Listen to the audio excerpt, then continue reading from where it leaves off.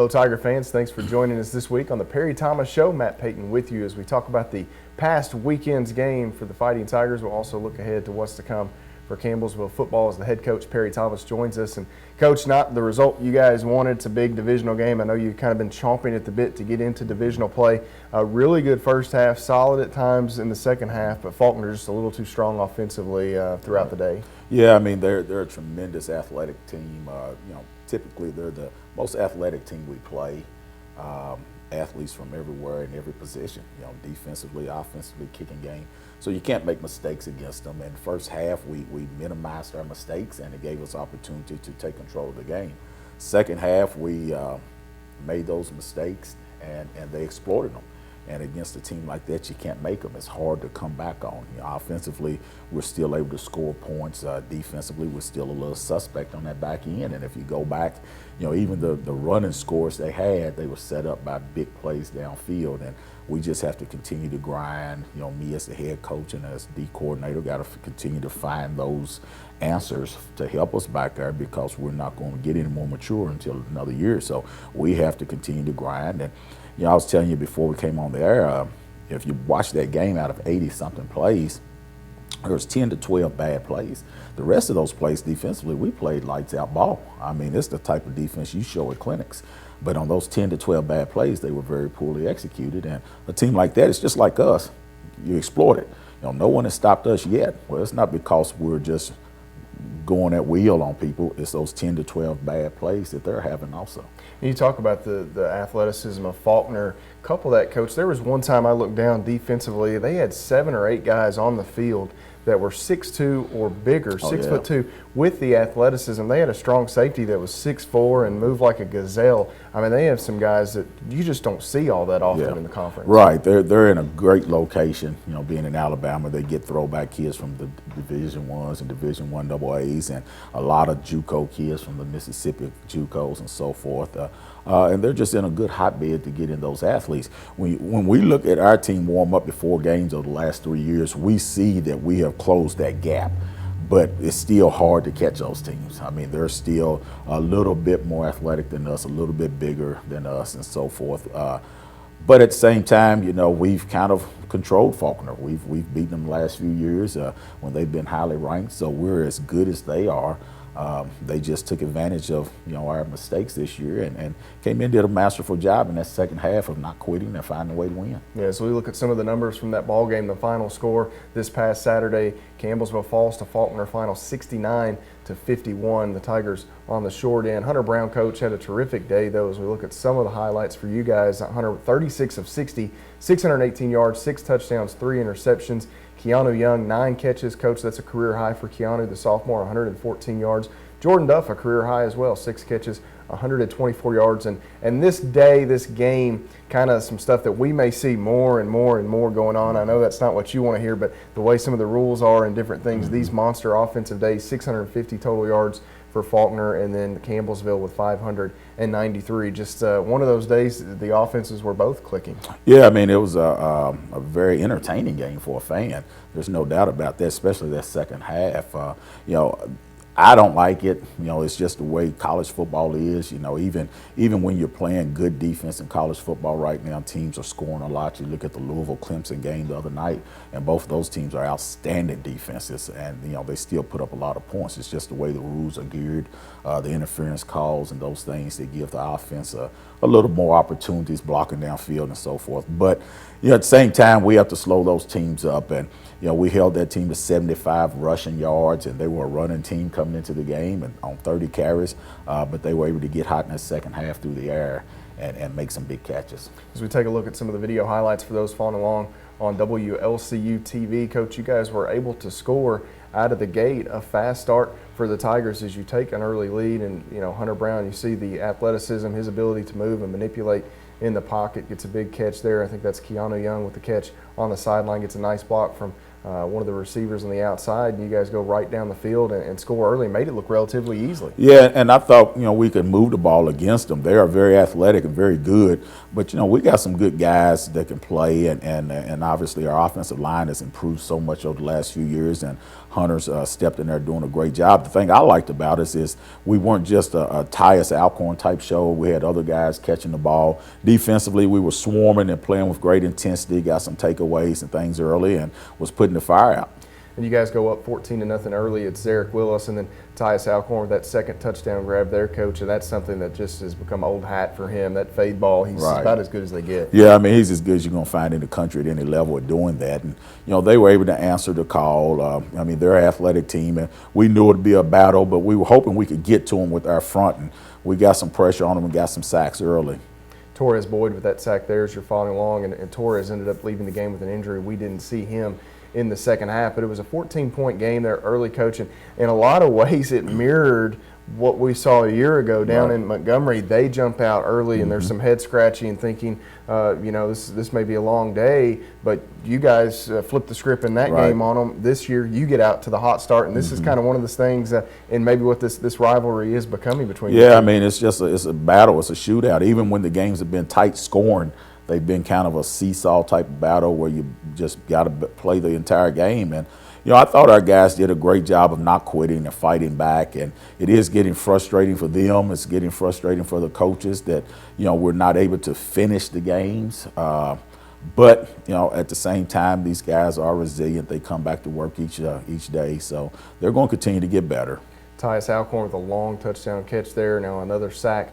The Tiger defense there, Coach, and you guys go into halftime. The score at the intermission 34-20. And I know post game you mentioned some plays that you felt like maybe you left on the field in that first half. It could have been a greater margin. Well, and that's the thing that when we were able to score 50 points, that's great.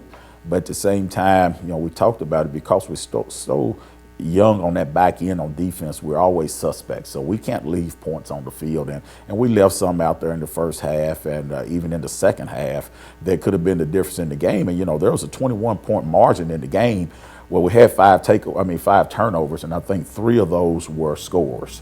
One a pick six, another one that gave them the ball around the 10 or 12, and another one we fumbled a punt and they scored on that. So those are the things that we can't do. We got to protect each other, protect ourselves by not making those mistakes. Still continue here with some of the highlights again for those following on television. The front line for you guys, it felt like you never gave Clayton Nicholas, a ton of time to sit back there. He had to make quick decisions all day. Well, and that was the key, is you don't want them to be able to run their complex routes. You want to make them throw it out and make the tackle, and we did that so well early. In the second half, we still got after them, and they didn't run complex routes on us. They were able to just catch simple passes and score off of them, or get down to the 5 or 10 where they could run it in. Another fade ball there for Tyus Alcorn, and you talked about the running attack for Faulkner. You really put the clamps on him. However, Joe Jones was able to take advantage. He picked up 5 touchdowns, but overall the numbers on the day for Joe Jones not great. Yeah. He just had a lot of short carries. Yeah, he had. I mean, they throw a ball, get down on the 5 or so, and they get in that little wildcat, and after 3 plays he would get it in. So it wasn't like he had a monster day or anything. I thought we held the running game in check, as evident by I think they had 2 yards of carry. But then we would make mistakes like that where we had perfect coverage all across the board, and for whatever reason the young DB decided to go in front of the receiver while the quarterback was scrambling before the ball was even looked at him, and then the receiver takes off and we can't catch it. Yeah, and that may have been that backbreaker there, that last one to Keithon Redding, and you guys come back, and I think you have a big touchdown catch by Deron Osborne late to close out the scoring for the Tigers, and here's an interception, Coach, and this I guess maybe actually been the backbreaker. Wilder, the DB. Well, they gave him the big separation right there, so now it's a struggle to try to finish, and we got to make that tackle right there. We're going to throw some picks, but we got to make the tackle to save us from giving up the touchdown, to give us our defense a chance to fight. Give me your thoughts. There were a couple penalties for celebration as they crossed the goal line. That time he dives in, and Tyus had done something similar in the game. They didn't call that. It just seems like they're so quick on these kids with those flags. Well, I think football, if you look at it, football is the only sport where you can't have fun and celebrate. And there's a difference between trying to embarrass someone. But if you watch basketball, basketball guys get up and throw their threes up after shooting threes and act a fool after dunks. Soccer, they run and slide and take knees and jump all over each other and so forth, and which that's great. But football, for whatever reason, it has to be a pristine, clean sport. If you get up and have a celebration, if it's not just spontaneous, they're going to flag you. And I think it's inappropriate. I think the nation has got carried away with it. That guys can't go out and they work hard and can't have fun. I think there's a difference in taunting and just having fun and celebrating. And, somebody's in someone's face and pointing at them and things, they need to be flagged. But just to dive in the end zone or to jump on each other and celebrate in the end zone, it's crazy. And it's the only sport where that happens. Yeah, I'm with you, Coach. And as we wrap up this Faulkner game, we do want to mention Bradley Bates, conference special teams player of the week, couple field goals, extra points, I think perfect on extra points this past weekend. Bradley continues to be a really strong point for you guys, especially when it comes to putting points on the board. Yeah, tremendous job for us, and we actually, we put a little heat on Bradley last week. We had our backup kicker kicking some, and I think it, forced him to step up a little bit. And heat is good, and he did a great job for us. The Tigers have an off week this week. We'll step away, come back, and take a look at some of the standings around the Mid-South Conference. Later on in the show, we'll preview some changes coming in the Mid-South Conference down the stretch as well. Stay with us on the Perry Thomas Show.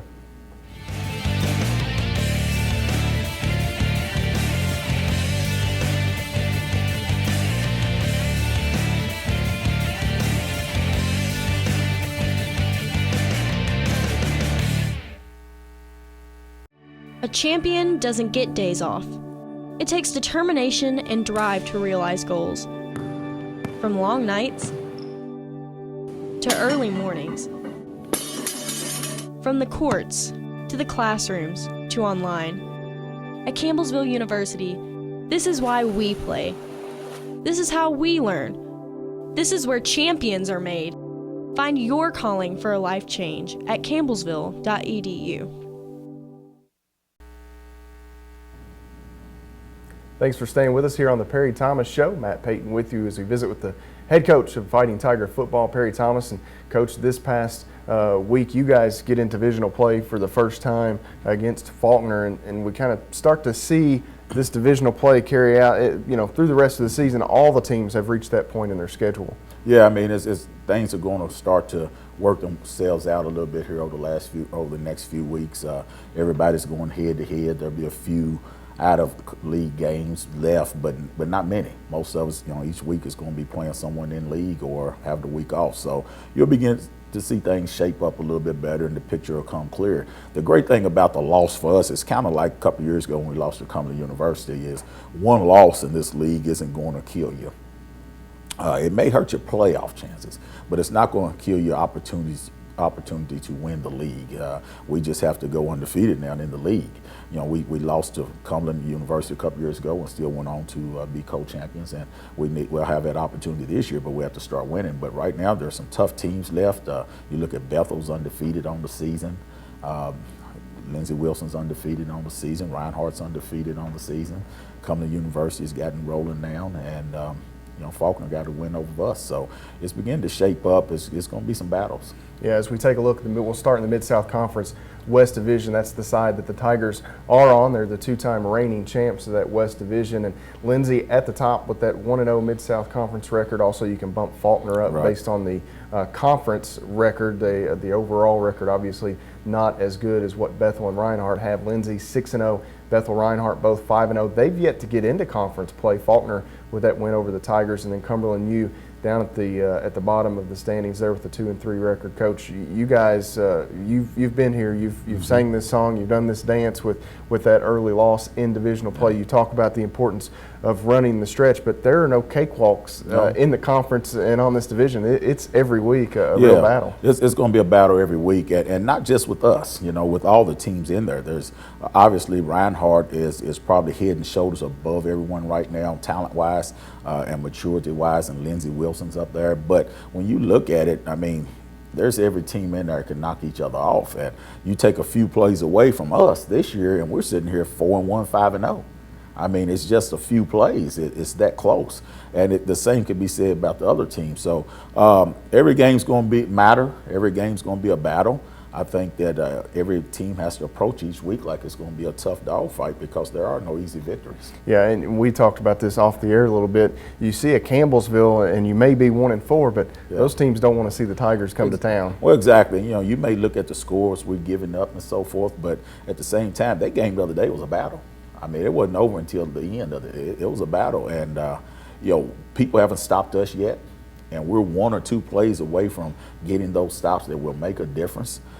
So I don't think there's anyone, and I've seen just about everyone on film in our league right now, and there's no one that you're going to look at and say, hey, that's going to be an easy win. That's going to be a cakewalk. I think everyone understands that you better show up to play or you're going to get beat. As we jump across the conference to the Mid-South Conference East Division, Coach, you look, Georgetown at the top of the standings with a 2-0 divisional record. Also Union 2-0 in division. They're 3-2 overall. Georgetown 4-1. Cumberland's 1-1. U Pike 1-0. So they should actually jump them in conference standings. However, you look at the overall there, U Pike with 1 more loss than Cumberland's. KCU Bluefield 0-1 in conference, and then Cincinnati Christian down at the bottom. That's the only team remaining that you'll play from the East Division. They're 0-6 as is Bluefield, but Cincinnati Christian the only team on the other side that you'll see. But that side of the division, you know, I know a lot of times the West gets a lot of the hype, but still some very good teams over there on the other side. I mean, you look at the other side. You know, we've lost to a couple of those teams over, 3 of them actually, and they're capable of, you know, of beating everyone. Now, you know, they're struggling a little bit against the West still. You know, the West is still probably a little ahead other than Georgetown maybe. You know, my guess would be Georgetown will probably win that side, but, you know, Union and U Pike, those teams could beat them. So it'll be interesting over there also. Yeah, and another thing about that side that really stands out with Cincinnati Christian being the new team, they've really been thrown into their divisional play. So you see a lot more divisional games on that east side than we have the west. Right, and you know, I think they have 1 or 2 more teams than us, maybe 1 more team. So they'll have to get in league play a little earlier, whereas ours is just now really kicking in. Well, Coach, we'll take a break. We'll come back. We'll take a look at some of the changes that are coming for the Mid-South Conference starting in 2017. If you haven't heard, it's big news. We'll talk with Coach Thomas about that here on the Perry Thomas Show.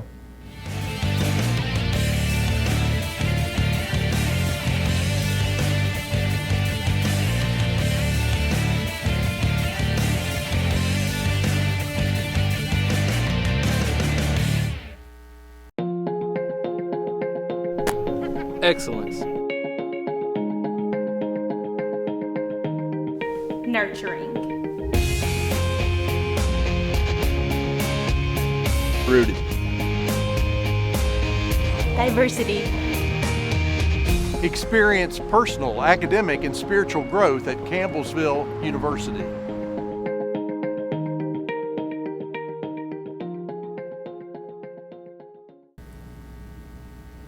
Welcome back to the Perry Thomas Show here on the Campbellsville University Sports Network. Matt Payton with you as we visit with the head coach of Fighting Tiger Football, talking about things going across the Mid-South Conference as well as some changes coming up to the conference now. And Coach, is a little bit of a different format for us this week. Coach is out recruiting for you, so we'll extend this last segment here. And big changes coming from the conference. It was announced actually in the summer that this is going to become basically a mega conference pretty much. We've seen some of this start to unfold at the Division I level. You've got a lot of teams jumping and some teams that have been perennial mid-majors jumping up to major conferences. Well, the Mid-South Conference is going to go 3 divisions, I believe 21 teams, the final number, and this thing's going to be massive. Teams as far south as Naples, Florida are going to enter the Mid-South Conference. You know, it's going to be wild. Yeah, it's going to be a mega conference. I guess the largest conference in the nation at any level, and a lot of teams, some very good football teams in there.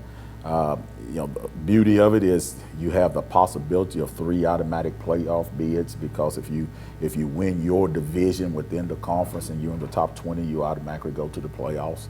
The tough part is it's going to have some travel, and not everybody's going to be automatic bid, because there's going to be some good games and crossover games, but it's going to be a large conference and a lot of excitement for the fans. Well, there'll be 3 divisions with this new alignment in the Mid-South Conference. We'll take a look at a graphic for those following along on WLCU TV. We'll start on the far left of the screen, Coach. The Appalachian Conference will consist of Bluefield, Virginia, Cumberlands of Kentucky, Point out of Georgia, Pikeville, Kentucky, Reinhardt, Georgia, and St. Andrews, which will be a new program starting in 2017, located in North Carolina, and then Union, Kentucky. Coach, several of those teams, I think 4 of those teams in the Appalachian side, you've actually played this year. Right. You won't see them near as frequently with this new setup. Right. There's a chance with some crossover games we'll play a couple of them, but you know, it will change things for you. It will change your travel, obviously. You know, instead of having a short trip to Union or to U-Pike, which is about 3 hours, you know, you may have to go down to Florida and Georgia a couple of times. So it will certainly, you know, change the teams you're familiar with seeing. And but I think, you know, the fans will like seeing some different faces also. That's going to be a tough side. You know, with Cumberland, Kentucky, and their tradition, they've been really strong. U-Pike coming on strong in Union. You know, I think St. Andrews, because of their location, is going to have the opportunity to get good pretty quick.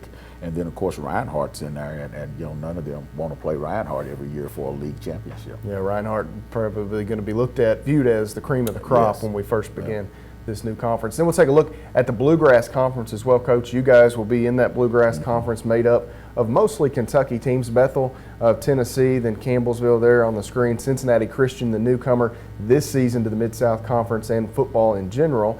Cumberland out of Tennessee. Georgetown, the old rival, back in the division now. Kentucky Christian and Lindsey Wilson College. So arguably, Coach, your 2 biggest rivals now back in this Bluegrass division with Lindsey and Georgetown. And, you know, that's going to be a tough one as well. Yeah, no doubt about it. That's going to be a dogfight in there. I mean, you got teams in there like Bethel, who's undefeated right now.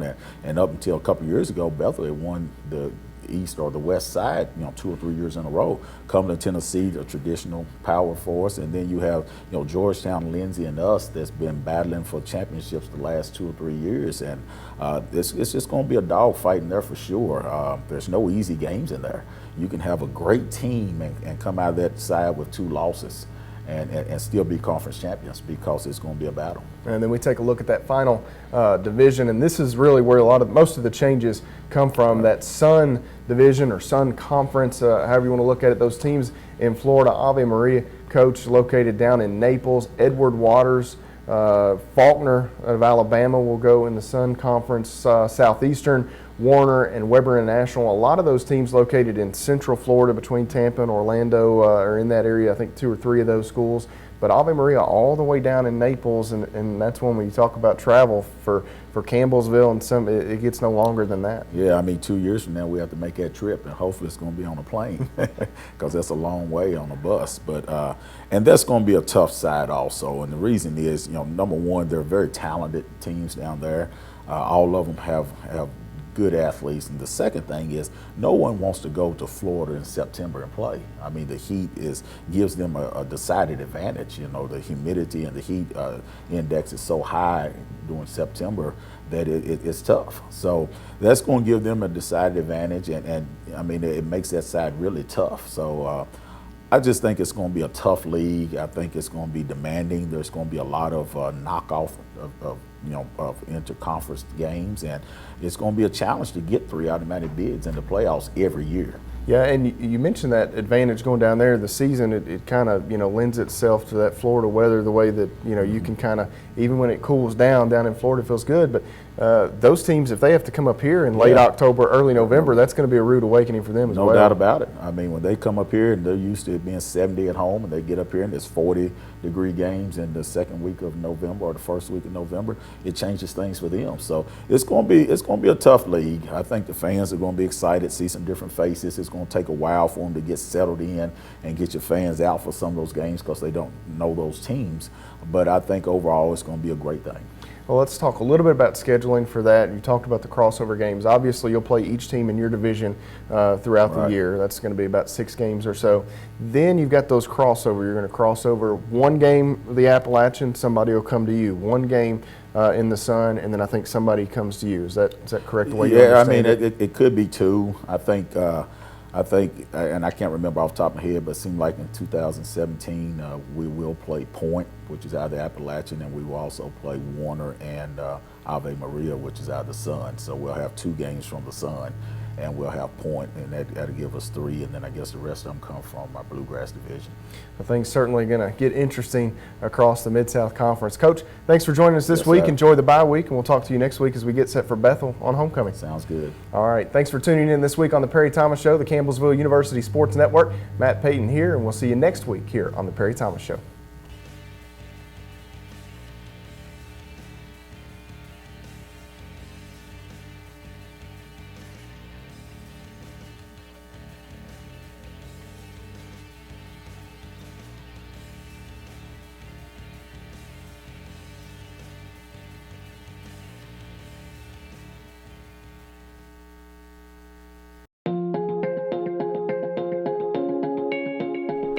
Endurance.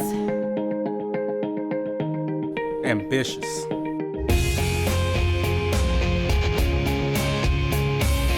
Dedicated. Fellowship. Purpose. Find yours at Campbellsville University.